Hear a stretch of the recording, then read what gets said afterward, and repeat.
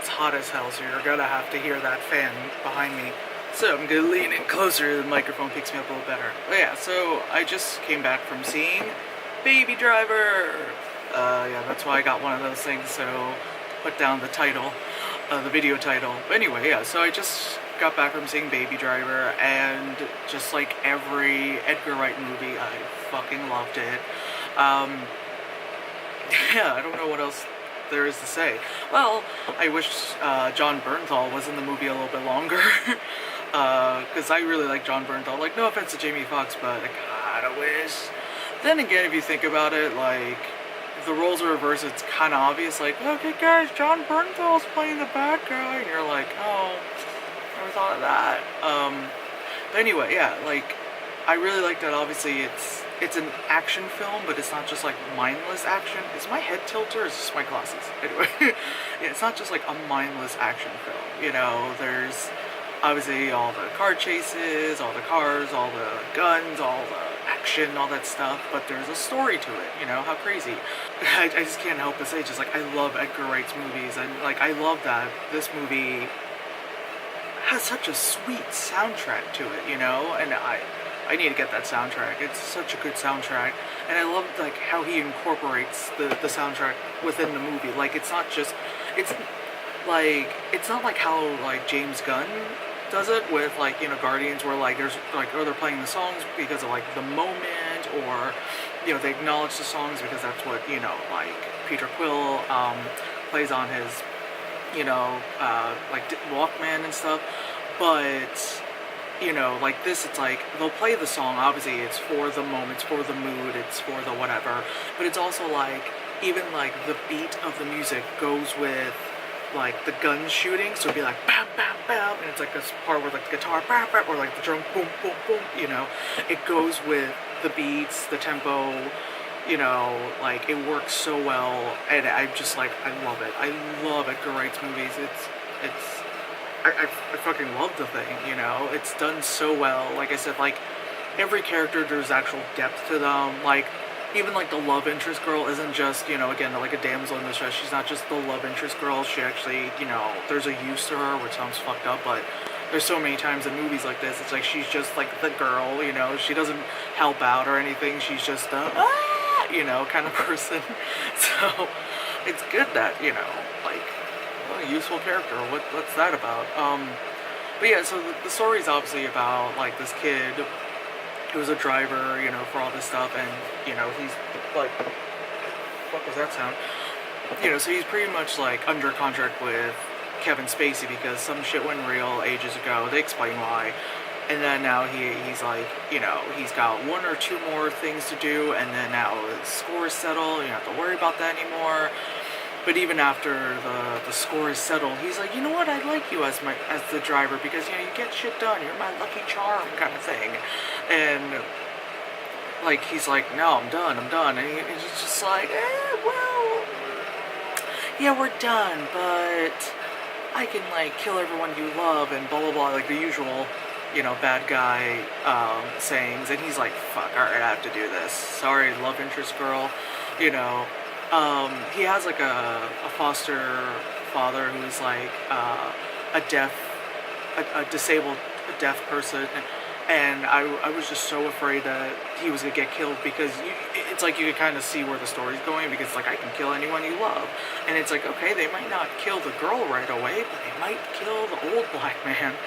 I'm glad he didn't go, because I can't, especially like ever since my father passed. Anytime I see like old helpless people, I just start losing it. So I was just like, please don't, I can't, I'm very sensitive right now. But yeah, like, you know, he meets the girl in like a diner, and I was getting some Twin Peaks vibes, only because Twin Peaks is like, you know, the topic again nowadays. Anyway, so yeah, like his first heist, there's John Bernthal, John Hamm, this lady, I forgot her name, you know, and it's like crazy great action scene, you know, like pulling the brakes, spinning around, all that shit. Like, I don't drive, and if I did, that's probably how I would be driving. And the second heist is Flea from Red Hot Chili Peppers, that Asian dude, I forgot his name, and Jamie Foxx. And they just like rob like an armored like truck, and then because they kill like a dude, he's like, okay, I just don't want to do this anymore. Like, not that he wanted to do it in the first place, but he's just like, obviously the remorse of it, like just feeling like shit, because it's like, okay, yes, I know they rob money, yada yada, but no one really gets hurt. Now there's a dead dude.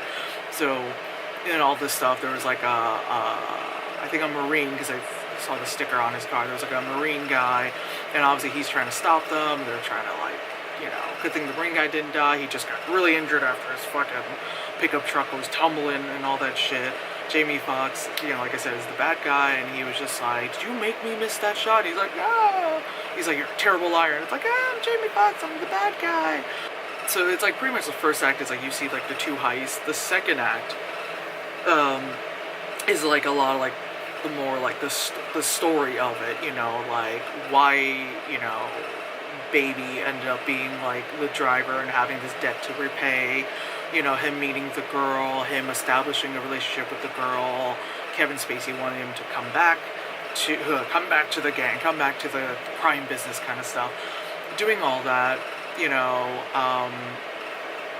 and then like even like just stupid shit he does, like all the music he listens to, that he needs music all the time, that he's always like to the music, everything has to be with the music. Even like he records Kevin Spacey and them like when they're talking, but only to like use to like remix, into his own thing, like drum machines and shit, which is also great because Ansel, who plays Baby, he does do music, so it's kind of like fun to see that, because like when he's listening to music with like keyboards and stuff, and because he can play, it's like he's actually like, he's not just kind of like doodling, like for someone who knows, like who plays an instrument, all that stuff. When people like mime an instrument, and it's like, I'm not saying you have to know, but like when you're just like, you're just kind of like, I'm playing the keyboard, it's like that kind of thing. It's like, I don't know. it's like little nuances like that makes me go, I like that a little bit more. But yeah, so he's just like dancing on the street, he's getting coffee for everyone, all that stuff. But anyway, yeah, so he's always got these songs and shit. And of course the girl he meets at the diner, which his mother used to work at. And that's also like, you find out, obviously there's a bunch of, because he gets like, his PTSD of like his flashbacks of his like parents and all that stuff. And, it's like, his mom used to work there for a bit of time, but of course his mother is like a singer, and abusive relationship, all that stuff. Like, he meets that girl, and like he meets it because the girl's singing Baby, and it's kind of like, it's a sign from the universe, whatever. And I do like that they were very like, like I said, three-dimensional. Like, I like that the girl wasn't just like, what do you do? No, you have to leave. Like, there wasn't any of this kind of like, like that kind of cliche thing where she was just like, no, I'm not leaving you.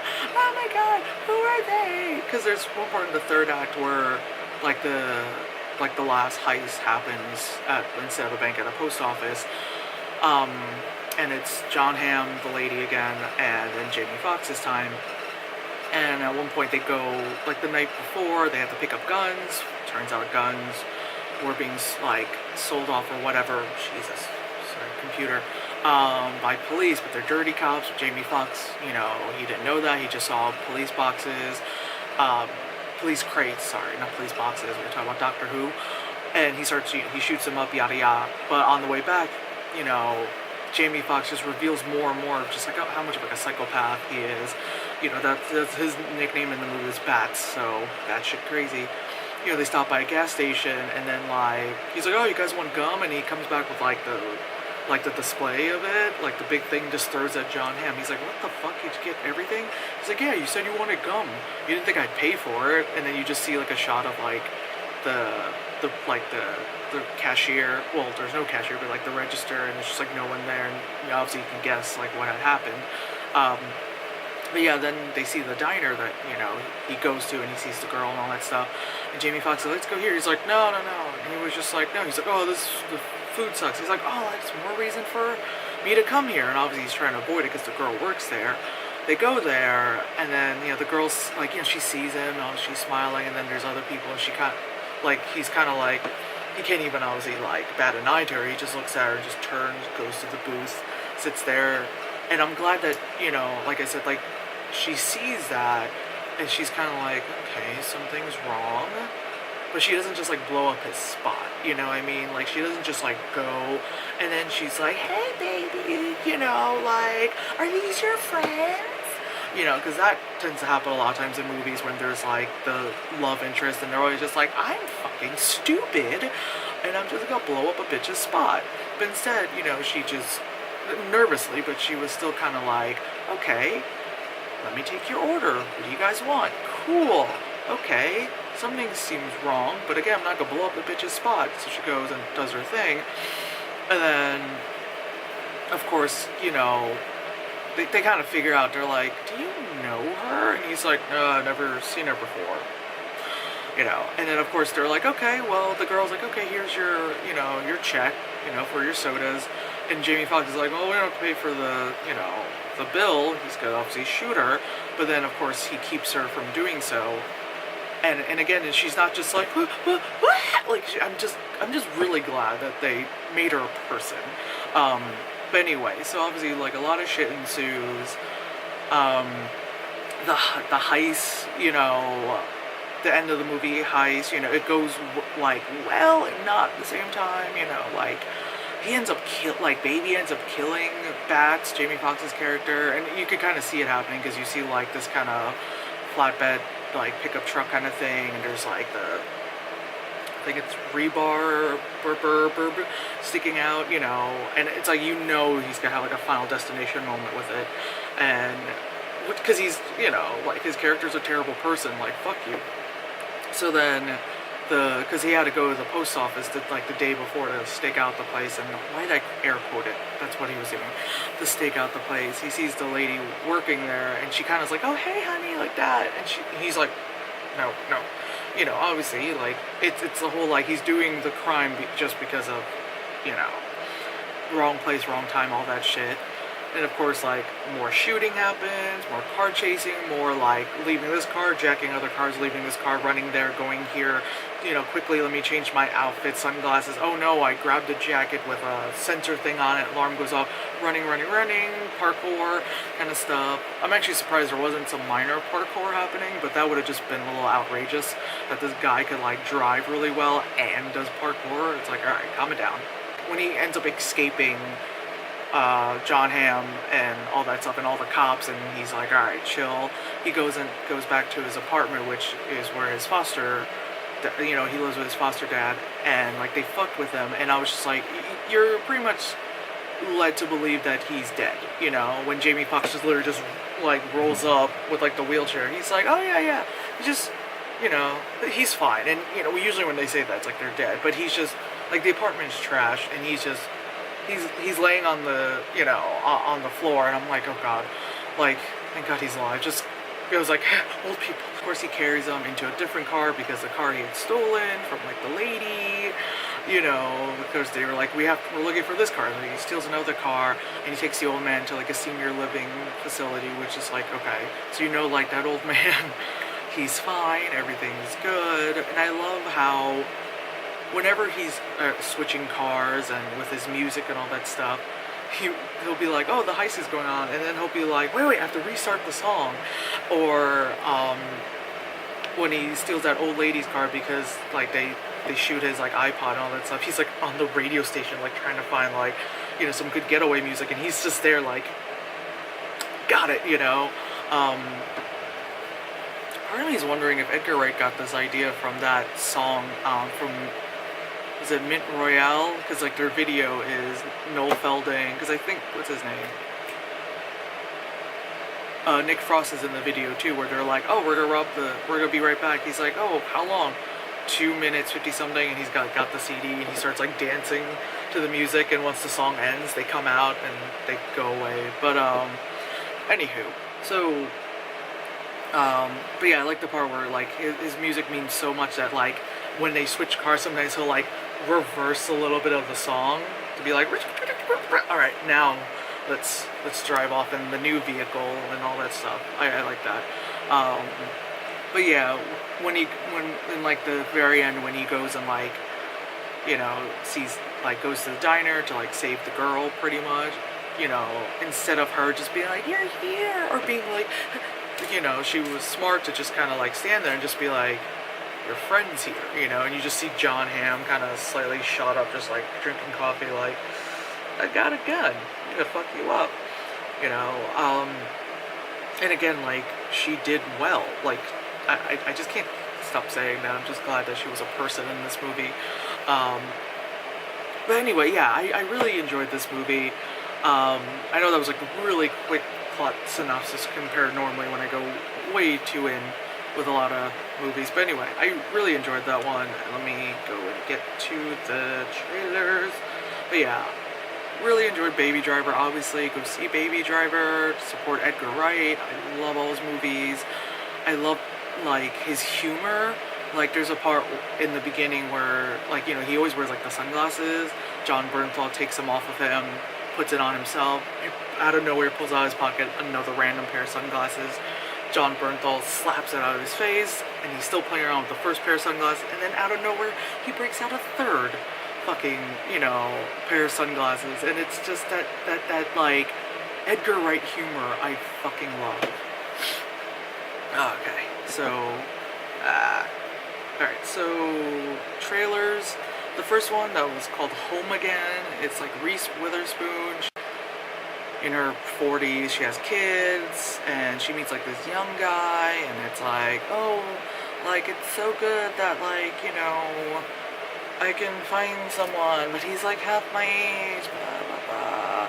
And then, like, the father wants to come back in the picture, and the father's Michael Sheen, and you're like, okay, I don't know, it's one of those movies like, this is getting complicated, what are we gonna do? One of those movies. Obviously, I'm not gonna go see that.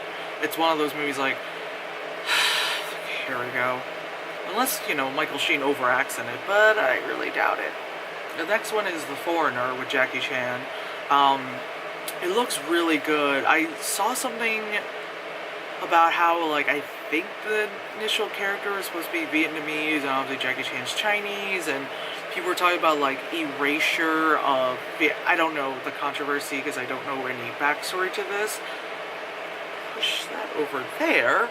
The movie looks really good. It's Jackie Chan being Jackie Chan, but he's not being, like, silly.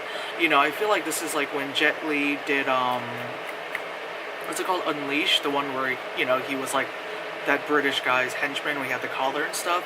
Like, I love when they have these good martial arts dudes do, like, serious kind of drama action films, because then it's not just like, I'm not just, like, doing martial arts, I'm not just doing these moves and stuff for, you know, like humor or just for action. Like, there's obviously, it's more plot and story driven. Big whoop. Like, and it's like, it's kind of crazy because, like, also the makeup they did on Jackie Chan when he just looks like really tired and really disheveled looking, and like, it looks pretty fucking awesome because it's just like, you know, his daughter died in a bombing. He's like going after, I suddenly forgot his names. He's, you know, being like, you know, like, give me the names, and he's like, I don't have the names, and he's just like every day going and like, he's kind of Liam Neeson it a little, which is kind of fucking awesome, you know, Liam Neeson says my shit, anyway. But yeah, next one is Daddy's Home 2. You know, you see their fathers, and like Mark Wahlberg's dad is Mel Gibson, you're like, that's insane, and then Will Ferrell's dad is John Lithgow, and you're like, I can't, I'm done. Pitch Perfect 3, it's a third one. I finally get to see the trailer on a big screen, and, you know, I'm gonna go see it, you know, I'm gonna have to, like, rewatch the old one, just because I haven't seen it in so many years, but it does look interesting. For a while, I was like, oh, God. This one, it definitely has, like, a creep factor, like a, oh, fuck, kind of factor to it. The other one was just kind of like, when you saw the red balloons, you were just kind of like, ah, balloons! It was kind of camp. It was the 90s. Anyway, after that was Flatliners, and it's been way longer since I saw since I saw Flatliners. I think I saw that probably around when it came out. I don't think I've seen it ever since. but I don't recall it having, like, getting so intense like how this remake is, you know? I guess because they saw how, like, was it the Lazarus Effect? How that one was kind of trying to be Flatliners, and that one failed miserably, so I'm guessing they're trying to do, like, they're like, okay, let's actually make a Flatliners movie. It seems alright, but it seems a little over the top. After that's Dark Tower. That's the first time I saw that trailer on a big screen. Holy shit, can't wait for that. I I haven't read the books in, like, in forever. I want to, like, pick it up again because that's a whole lot of stuff happening. But it looks very good, looks very promising, so I'm very glad. And then the last one is Kingsman 2, which I'm very excited for because I really like the first one. Um, yeah, I really like the first one, so the second one looks pretty fucking awesome. Anyway, sorry for the slight whispery voice, and also the loud fans. It's hot. I don't feel like shouting, oddly enough, but yeah. Go see Baby Driver, fucking love Edgar Wright, and buy the soundtrack, because that thing is fucking awesome. But anyway.